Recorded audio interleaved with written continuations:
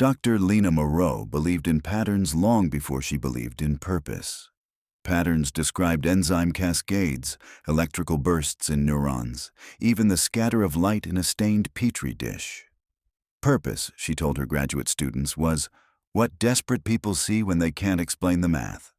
She had always been content with the math, until the rats began to move. It started 3 months after she transferred to Hastings Biomedical, a private institute famed for its cognitive enhancement program. The facility's 4th basement level, the Maze Suite, held 300 albino rats engineered to model human-inspired decision-making. Each night, automated gates reshaped the plexiglass labyrinth.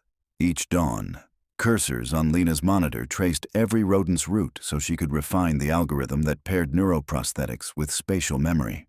That January morning, sleepy and half-frozen from the subway, she opened the overnight data packet and felt the hair on her arms lift.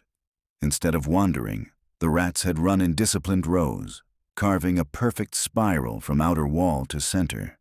It was elegant, improbable, and intimately familiar. She had dreamed the same spiral at 3:17 a.m.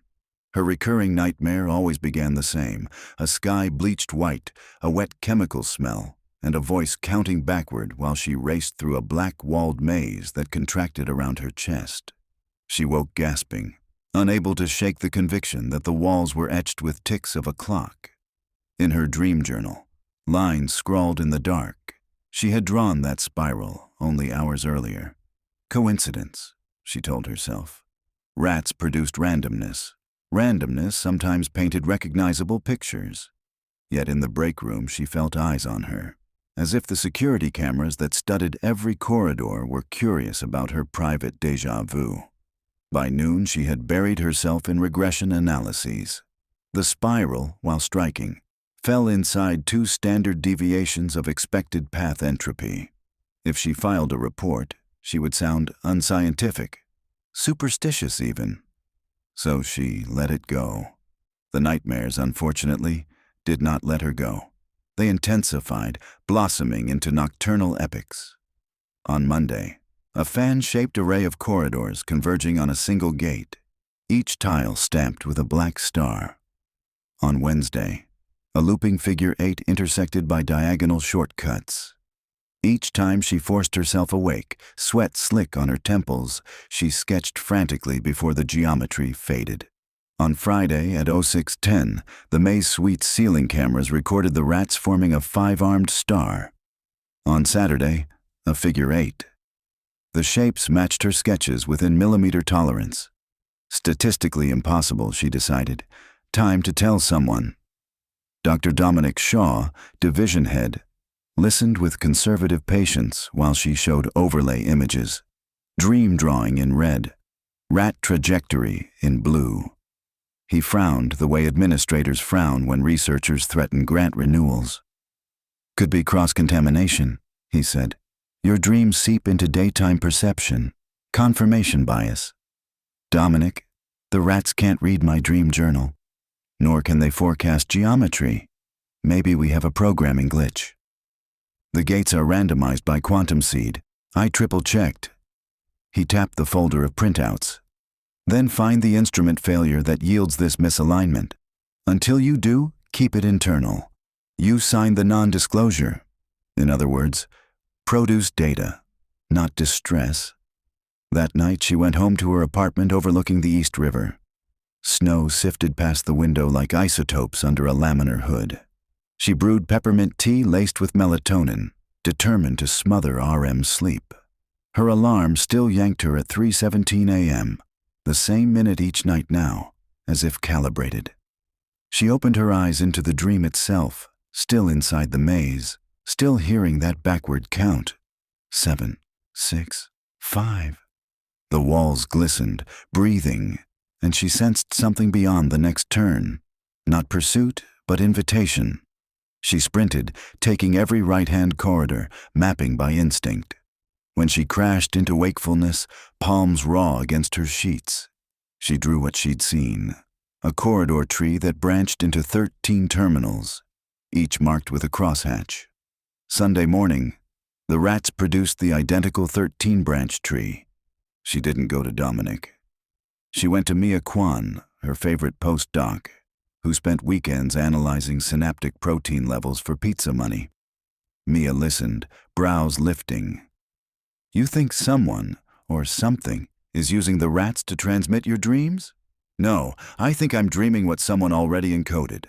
They stood by the rat enclosure, watching the animals groom whiskers and wrestle over sunflower seeds. Genetically, these were not ordinary rodents. They carried optogenetic patches that glowed with each memory consolidation burst. Lena had designed that patch.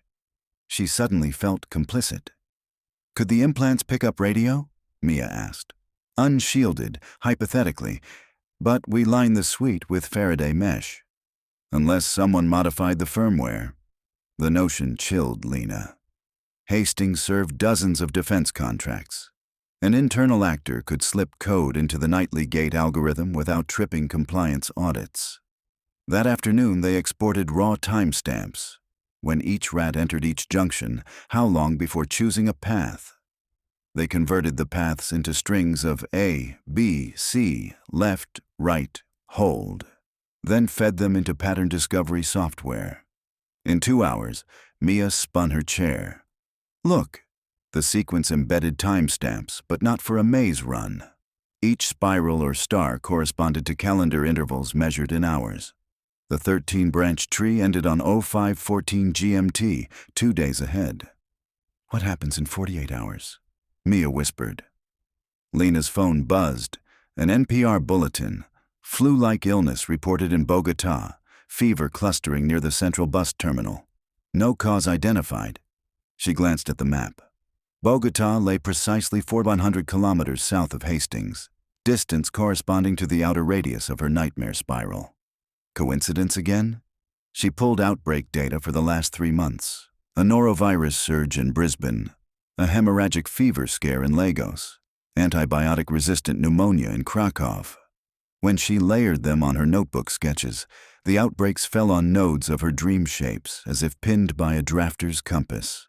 A pattern, then, and purpose.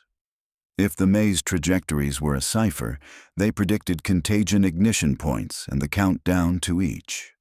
Somebody was rehearsing an epidemiological symphony and conducting it through her laboratory. That night, Hastings' corridors felt narrower. Fluorescent bulbs hummed like mosquitoes. She swiped into the server vault, a chilled chamber where racks of blinking units stored gate randomizer code. Root access required 2-factor biometrics. She had one of 3 credentials. The other 2 belonged to Dominic and an IT director she rarely saw. Yet lines of code dated 4 weeks earlier carried a new library tag, Obelus. No memo referenced it. Obelus modified the quantum seed with an external variable labeled Observer Input. The code pulled data from the optical sensors that captured neural glow in the rats. Specifically, the amplitude peaks linked to memory recall. Someone had created a feedback loop. The rats responded to Lena's nightmares and then re-encoded the geometry she would see next, passing the instructions back to her REM cycles. A closed circuit of dreaming flesh and silicon. She felt nauseated. Her mind was being co-opted. Or, worse, she was incubating the instructions herself. Steps in the hallway made her jump. She closed the console and slipped out, heartbeat jacked. At her apartment, she dumped every dream sketch on the hardwood floor. 9 shapes so far, 9 outbreak bulletins. She overlaid global time zones, connecting dots with yarn like a conspiracy cliché. The resulting figure resolved into a stylized skull. Each outbreak a tooth, the final node a pinpoint in Midtown Manhattan, less than a mile from Hastings, dated 3 weeks ahead. She called Mia. Come over, bring coffee and your skepticism. By 2 a.m., they'd brewed both. If the rats are receiving instructions, Mia mused, they need a transmitter. Something ultrasonic maybe, or photic stimuli spliced into the ceiling lights. Or someone's physically adjusting maze walls before each run. Cameras would catch that, unless the cameras themselves were doctored. Mia paced. Suppose we proved a mastermind exists. What then? FBI, CDC, DOD, they'll seize the facility. Hush it up, maybe pin it on us. Lena's reflection in the window looked 20 years older, eyes ringed in violet fatigue. We stopped the next release, she said, and we traced the signal. Their plan formed quickly. Tonight, they'd replace half the rats with naive controls shipped from a supplier, implants removed. If the geometry persisted, the mastermind exerted control via environment rather than implants. If geometry collapsed, implants were essential, and whoever engineered Obelus could track which animals still carried it. At 03:17, Lena's watch beeped. Automatic pulse spike. The minute her nightmares began. She gripped the edge of the counter and waited, but sleep didn't take her. Instead, her phone chimed, a calendar alert she hadn't set. Obelus, major phase initiation, T-72. Mia saw the notification too. They're in your account, she exhaled. What phase? No answer, but her heart suspected Manhattan. 3 days left. Day 1. They smuggled the naive rats into a janitorial cart, wheeled them past security with forged maintenance orders, and swapped cages while cafeteria staff changed shift. They left the original rats in holding crates labeled for routine blood work. Then they waited. Overnight, gates shifted automatically. Dawn, data pull. New rats ran disorganized, no obvious shape. But across the room, the caged originals, with no maze to traverse, had arranged their shredded bedding into a pristine hexagon, line width constant, angles razor sharp. Implants, then. Obelus wrote to the brain, not the maze. So they don't need walls, Mia murmured. Any surface obeys. Meaning, Lena said, if they're released, they'll still form the pattern anywhere. She leaned closer. The hexagon was not random. It matched dream number 10, one she had sketched half asleep an hour earlier. She hadn't even studied the result yet. The mastermind, it seemed, was ahead of her curve. Mia fetched bolt cutters. We pull the implants. Hold on. Lena's hands shook. Obelus might trigger contingencies if we tamper. Let them. We must isolate the signal first. She remembered the Faraday cage specification. A hidden maintenance hatch behind Rack C let technicians route power without piercing the mesh. If anyone concealed a transmitter, it would be in that gap. They pried the hatch, revealing dust, cable tangles, and a slim device no bigger than a stapler, soldered to the power conduit. Lights pulsed at heartbeat tempo. A printed logo, a coin crossing a river. Obelus, the mythic fare for the dead. Maya photographed it. Look at emission spectrum. Her handheld scanner reported ultrasound at 41 kHz. Inaudible to humans, perfect for rodents. Lena clipped the wire. The lights died. Rats froze mid-groom as if a puppeteer dropped strings. For 60 seconds, nothing moved. Then every implanted rat screamed, high, keening, unnatural, and smashed against cage walls. Heart rates on telemetry spiked. 3 collapsed. A kill switch, Lena realized. If connection severed, induce fatal seizure. She stared at the carcasses, gut sick. Obelus treated them as expendable couriers. Mia's face drained.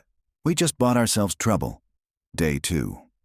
Dominic summoned Lena at 9 a.m. Explain rat losses. Optogenetic overstimulation, she lied. Probably heat buildup in skull caps. He rubbed temples. Animal welfare flagged you. Sponsors don't like accidents. Give me 48 hours to replicate. If it repeats, we'll file. His skepticism lingered, but he agreed. Back in the suite, they autopsied the dead. Beneath the implants, microfilament needles extended beyond standard depth, reaching the ventral tegmental area, pleasure circuitry. Implanted ceramics glinted with RFID etching. She scanned the tag, a 14-digit number beginning 0514, the Bogota timestamp. Serial codes matched each outbreak date. Devices were not generic. Each corresponded to a city. Someone ships plague seeds nested in living maps, Mia whispered. Rats disperse, people get sick. No, Lena said slowly. Rats instruct dreamers. Dreamers propagate human behaviors that enable release, social vectors instead of biological vectors. Meaning you. The idea staggered her. What if the spiral compelled her to do subtle tasks, open certain servers, click certain files, priming network infiltration? Her brain might be an unwitting carrier. She flashed on the nightmare voice counting backward. Maybe it was her own. "We need outside help," she said. They encrypted evidence onto a thumb drive. Photos, logs, implant specs. Mia volunteered to deliver it to a CDC contact at Columbia University. She left at dusk. 30 minutes later, Lena got a text from Mia's number. "Sender unavailable. Obelisk secure. Phase continues." The message included a live location ping. Mia's phone moving south across Queensboro Bridge at 85 mph. Lena called. No answer. Panic clenched her chest. She raced to security desk. "My colleague was abducted. Blue Prius. License." The guard, expression blank, replied, "No external incidents reported." "Cameras?" "Offline," he said. "Maintenance?" She realized Hastings itself was Obelisk territory. Day 3, T-24. Hours sleep became enemy terrain. She taped her eyelids, gulped caffeine and modafinil. But at 3:17, the world blurred. Micro-sleeps intruded like switch knife flicks, carving dream slivers into waking frames. She saw street grids overlay carpets, co-workers' faces dissolve into corridors. The mastermind no longer needed her unconscious. It had found her frequency awake. She stumbled into Research Bay 7, where the naive rats lived. They huddled, terrified by the residual pheromones of their deceased kin. She opened a cage, lifted a trembling animal. Black eyes regarded her with unprogrammed terror and innocence.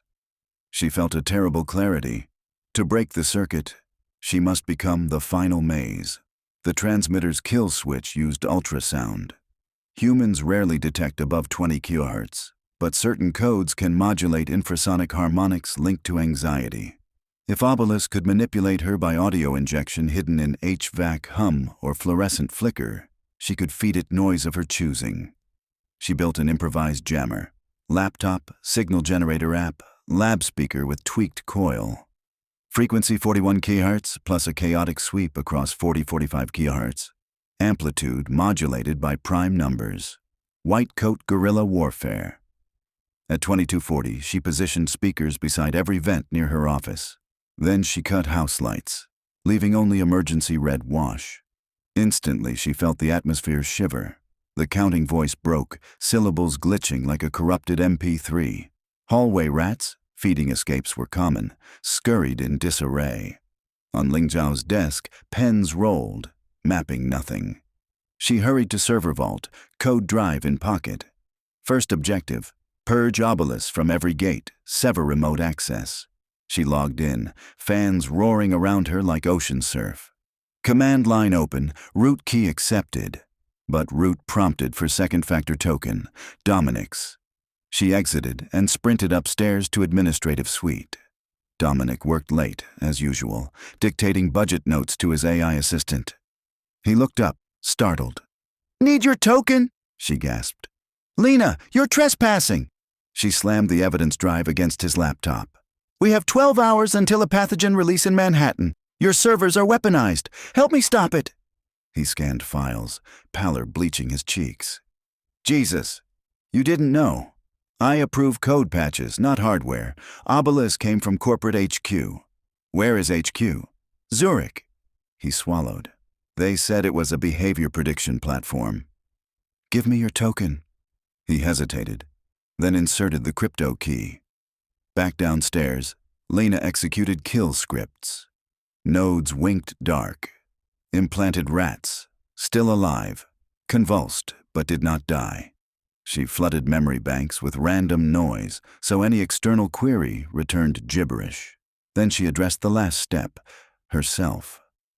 She connected EEG leads to her scalp, pointed the jammer speaker toward her ears, and generated a brute force envelope of broadband chaos.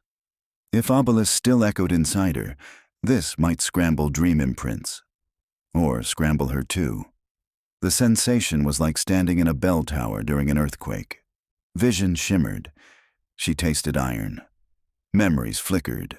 Childhood violin lessons, her mother's funeral, the first time she dissected a frog, detaching from chronology and falling out of focus. She bit her tongue to anchor identity. When the generator overheated and popped, silence stunned her. Her watch read 03:17 a.m. again, but the voice was gone. Only her own pulse remained. Dawn, day 0. News tickers reported minor cold front, traffic delays, no epidemic. Mia's phone pinged location stable at a Queens warehouse. SWAT found her sedated. She recovered with no memory past leaving Hastings. In cages, the surviving implanted rats moved randomly, forming no shapes. The CDC arrived by noon, escorted by unmarked military vans. They quarantined the suite and confiscated everything, including the dead animals, Mia's photographs, and Lena's EEG files. But they couldn't confiscate Lena's dreams, now silent for the first time in months. A colonel in charcoal suit debriefed her until dusk. He asked who designed Obelisk. She said she didn't know. He asked if she could rebuild it. She said she hoped she could never. As they escorted her outside, winter sun bruised the horizon pink. Sirens dopplered upriver. She wondered whether they carried an injured pedestrian or a secret sample of something far worse, pattern or purpose. She could no longer tell. Mia appeared, bundled in hospital scrubs. They hugged like refugees. "Do you think we won?" Mia asked. "We stopped one timeline," Lena said. "The mastermind will draft another." They walked toward the subway, snow crunching under boots. Behind them, Hastings' facade reflected sunset like a shuttered eye. Lena pictured unseen code, dormant yet intact, waiting for a new carrier. In the lamplight, their shadows stretched across the sidewalk, two branching corridors that merged, separated, merged again. An accidental maze. Lena shivered, but not from cold. Some patterns, she now understood, were warnings. Others were invitations. The difference lay in who read them and whether the reader chose to obey. She chose not to.